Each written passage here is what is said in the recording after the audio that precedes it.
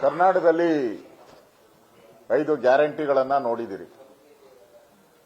ಆದರೆ ಈ ಕಾಂಗ್ರೆಸ್ ಸರ್ಕಾರ ಕರ್ನಾಟಕದಲ್ಲಿ ಬಂದ ಮೇಲೆ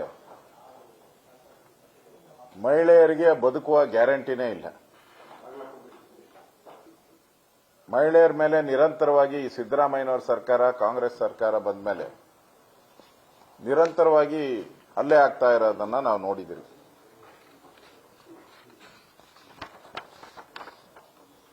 ಹಿಂದೆ ಬೆಳಗಾವಿಯಲ್ಲಿ ಅಧಿವೇಶನ ನಡೆಯುವಂತಹ ಸಂದರ್ಭದಲ್ಲಿ ದಲಿತ ಮಹಿಳೆಯನ್ನ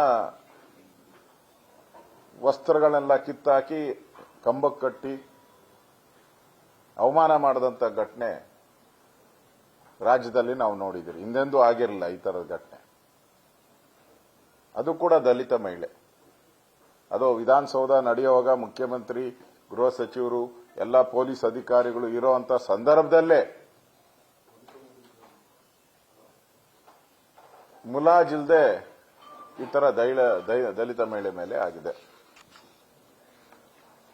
ಇತ್ತೀಚೆಗೆ ಮೈಸೂರು ದಸರಾ, ಮೈಸೂರಲ್ಲಿ ಒಬ್ಬ ದಾರಿಯಲ್ಲಿ ವ್ಯಾಪಾರ ಮಾಡ್ತಾ ಇದ್ದಂತ ಬಾಲಿಕೆಯ ಮೇಲೆ ಅತ್ಯಾಚಾರ ಆಯಿತು. ಅದನ್ನು ನಾವು ನೋಡಿದಿರಿ. ಈಗ ಹುಬ್ಬಳ್ಳಿಯಲ್ಲಿ ಮಹಿಳೆಯನ್ನ ವಿವಸ್ತ್ರಗೊಳಿಸಿ ಹಲ್ಲೆ ಮಾಡಿರುವಂತದ್ದನ್ನು ನಾವು ನೋಡಿದಿರಿ. ಇಷ್ಟೆಲ್ಲ ಆದರೂ ನಮ್ಮ ಗೃಹ ಸಚಿವರನ್ನ ನೀವು ಯಾರಾದರೂ ಕೇಳಿದ್ರೆ ನನಗೆ ಗೊತ್ತಿಲ್ಲ, ನಾನು ನೋಡಿಲ್ಲ. ಪೊಲೀಸರು ಈಗಾಗಲೇ ಅದಕ್ಕೆ ಸ್ಟೇಟ್ಮೆಂಟ್ ಮಾಡಿದ್ದಾರೆ. ಇಷ್ಟೇ. ರಾಜ್ಯದ ಆಡಳಿತ ನಡೆಸ್ತಾ ಇರುವಂತಹ ಸರ್ಕಾರ ಈ ಹಂತಕ್ಕೆ ಬಂದಿರುವಂಥದ್ದು ಕರ್ನಾಟಕದ ಕಾನೂನು ಸುವ್ಯವಸ್ಥೆ ಕೈಗನ್ನಡಿದು. ನಾವು ಮಹಾಭಾರತದಲ್ಲಿ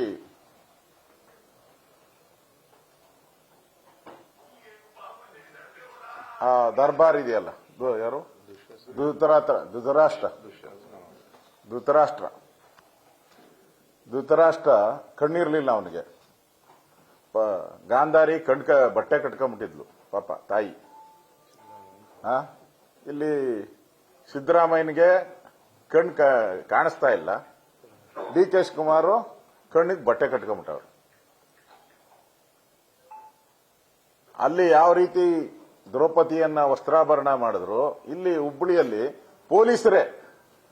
ಪೊಲೀಸ್ ವ್ಯಾನ್ ಅಲ್ಲಿ ದುಶ್ಯಾಸನ ರೀತಿ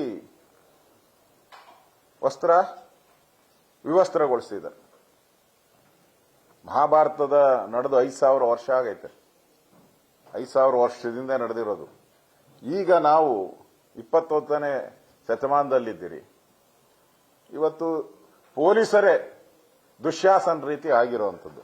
ನಾನು ಮೊನ್ನೆ ನೋಡಿದ್ದೆ, ವಿಧಾನಸಭೆಯಲ್ಲಿ ನಾನು ಮಾತಾಡಿದೆ, ಪೊಲೀಸರೇ ಕಳ್ತನ ಮಾಡೋದು, ಬ್ಯಾಂಕ್ ಲೂಟಿ ಮಾಡೋದನ್ನ ನಾನು ನೋಡಿದ್ದೆ. ಕಮಿಷನರ್ ಆಫೀಸ್ಗೆ ಯಾರೋ ಕಂಪ್ಲೇಂಟ್ ಕೊಡಕ್ ಹೋದ್ರೆ ಅವ್ರ ಕಾರಲ್ಲಿದ್ದಂತ 11 ಲಕ್ಷ ಲೂಟಿ ಮಾಡಿರೋದು ಕಮಿಷನರ್ ಕಾವಲು ಕಾಯುವಂತ ಪೊಲೀಸ್ ಸಿಬ್ಬಂದಿ. ಅದನ್ನ ನೋಡಿದ್ದೆ. ಇದು ಪೊಲೀಸರೇ ದುಶ್ಯಾಸನ ಪಾತ್ರವನ್ನ ಮಾಡಿರುವಂತದ್ದು. ಈ ರಾಜ್ಯದಲ್ಲಿ ಕಾನೂನು ಸುವ್ಯವಸ್ಥೆ ಕೈಗನ್ನಡಿದು ಹುಬ್ಬಳ್ಳಿಯ ಘಟನೆ. ನಾನು ಪ್ರಶ್ನೆ ಮಾಡಕ್ಕೆ ಇಷ್ಟಪಡ್ತೀನಿ. ಮುಖ್ಯಮಂತ್ರಿ ಹೇಳ್ತಾರೆ ಅವರೇ ವಸ್ತ್ರಗಳನ್ನ ಬಿಚ್ಚಾಕ್ಬಿಟ್ರಂತೆ. ಇನ್ನು ಗೃಹ ಸಚಿವರದು ಗೊತ್ತೇ ಇದೆ ನಿಮಗೆ. ಅವ್ರು ಗೊತ್ತಿಲ್ಲ, ನನಗೆ ನೋಡಿಲ್ಲ, ಪೊಲೀಸರು ಹೇಳಿದ್ದಾರೆ ಅಂತ ಹೇಳಿದ್ದಾರೆ. ಆಮೇಲೆ ಇವರು ಮಹಿಳಾ ಆಯೋಗದ ಯಾರು ಮಹಿಳೆಯರನ್ನ ರಕ್ಷಣೆ ಮಾಡಬೇಕಾಯಿತು ಆ ತಾಯಿನೇ ಹೋಗಿ ಆಯಮ್ಮನೆ ಬಿಚ್ಚಾಕೊಂಬಿಟ್ಟವ್ರೆ ಅಂತ. ಹಂಗಾರೆ ಈಗ ಕಂಪ್ಲೇಂಟ್ ಯಾರು ಕೊಡೋದು? ನಾವು ಮಹಿಳೆಯರ ಪರವಾಗಿ ಇರಬೇಕು ಅಂತ ಆಯೋಗನ ನೇಮಕ ಮಾಡಿರೋದು. ಇಲ್ಲಾಂದ್ರೆ ಅದನ್ನ ಪುರುಷ ಆಯೋಗ ಅಂತ ಮಾಡ್ಬೋದಾಯ್ತು, ಇಲ್ಲಾಂದ್ರೆ ಎಲ್ಲರಿಗೂ ಸೇರಿದ ಆಯೋಗ ಮಾಡ್ಬೋದಾಯ್ತು. ಮಹಿಳೆಯರಿಗೆ ಅಂತ ಹೇಳಿದ್ರೆ ಫಸ್ಟ್ ಪ್ರಯಾರಿಟಿ ಮಹಿಳೆಯರು ಅಂತೇಳಿ ಅನೌನ್ಸ್ ಮಾಡಿಬಿಟ್ರು.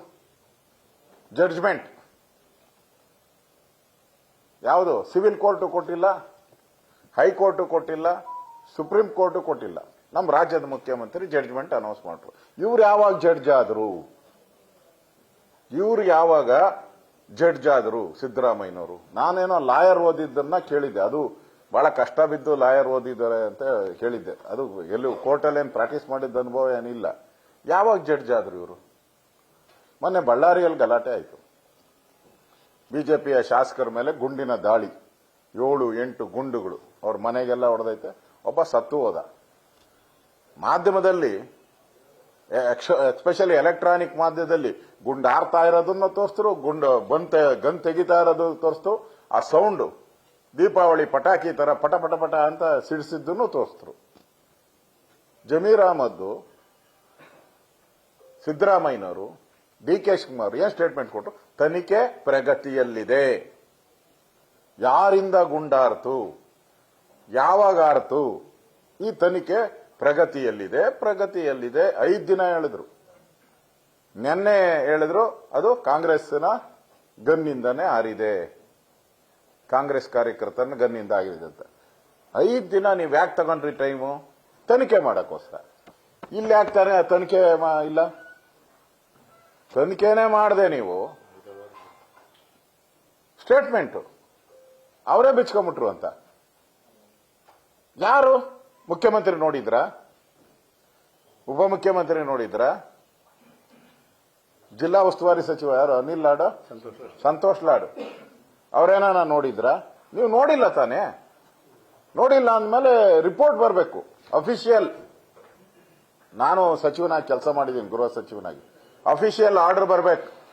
ತನಿಖೆ ಯಾರು ವಹಿಸಿದ್ದಾರೆ, ಅಲ್ಲಿನ ಡಿಸಿ ಇರ್ಬೋದು, ಅಲ್ಲಿನ ಕಮಿಷನರ್ ಇರ್ಬೋದು, ಪೊಲೀಸ್ ಕಮಿಷನರ್, ಅವರು ತನಿಖೆಗೆ ಆದೇಶ ಮಾಡಿರ್ತಾರೆ. ಆ ತನಿಖೆ ರಿಪೋರ್ಟ್ ಬರಬೇಕು.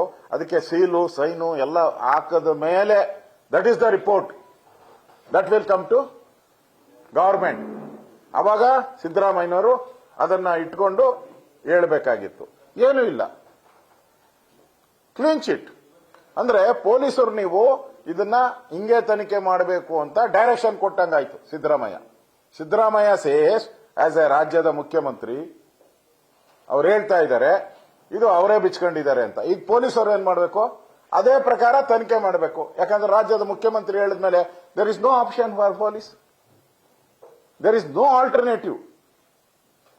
ಬಳ್ಳಾರಿಯಲ್ಲಾದಾಗ 5 ದಿನ ತನಿಖೆ, ಇಲ್ಲಾದಾಗ ಪಟಾಪಟ್. ಇದು ಸ್ಪಷ್ಟವಾಗಿ ಗೊತ್ತಾಗ್ತಾ ಇದೆ. ಇದನ್ನ ಕೇಸನ್ನ ಮುಚ್ಚಿ ಹಾಕುವಂತ ಷಡ್ಯಂತ್ರ ಇಡೀ ಸರ್ಕಾರ. ಯಾಕಂದ್ರೆ ಇದು ಸಣ್ಣ ವಿಚಾರ ಅಲ್ಲ. ಮಹಿಳೆಯನ್ನ ಒಂದು ಪೊಲೀಸ್ ವ್ಯಾನ್ ಅಲ್ಲಿ ವಿವಸ್ತ್ರಗೊಳಿಸುವಂತದ್ದು ಸಣ್ಣ ವಿಚಾರ ಅಲ್ಲ. ದೇಶ ಸುದ್ದಿಯಾಗಿದೆ ಈಗ. ನ್ಯಾಷನಲ್ ಲೆವೆಲ್ ಮೀಡಿಯಾದಲ್ಲಿ ತಗೊಂಡಿದ್ದಾರೆ ಇದನ್ನ. ನಾನು ಕೇಳಕ್ಕೆ ಇಷ್ಟಪಡ್ತೀನಿ ಸಿದ್ದರಾಮಯ್ಯನವ್ರಿಗೆ, ನೀವು ಬಹಳ ಬಾರಿ ಮಂತ್ರಿ ಎಲ್ಲ ಆಗಿದ್ದೀರಾ. ಅಲ್ಲರೆ 20 ಜನ ಪೊಲೀಸರು ವ್ಯಾನಲ್ಲಿ ಇರ್ತಾರೆ. 20 ಜನ ವ್ಯಾನಲ್ಲಿ ಇರ್ತಾರಪ್ಪ ಪೊಲೀಸರು. ಈ ಒಬ್ಬ ಮಹಿಳೆ ಅದೆಂಗ್ರಿ ಬಿಚ್ಕೊಂಬಿಡಕ್ಕೆ ಸಾಧ್ಯ? ಏನು ಕಳ್ಳೆಕಾಯಿ ತಿಂತಾ ಇದ್ದಾರೆ 20 ಜನ? ಇದು ಪೂರ್ವ ನಿಯೋಜಿತ ಅನ್ನೋದು. ನ್ಯೂಸ್ ಫಸ್ಟ್, ನಿರ್ಭೀತಿಯಿಂದ ನಿಮ್ಮ ಪರವಾಗಿ.